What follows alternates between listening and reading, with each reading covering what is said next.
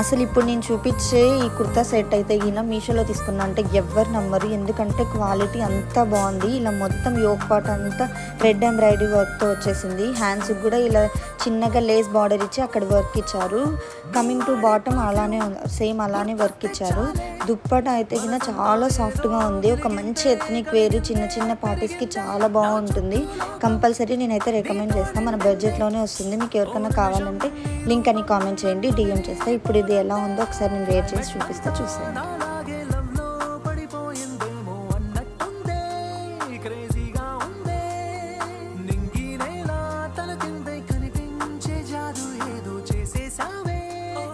శాంతి శాంతి అనిపించావే.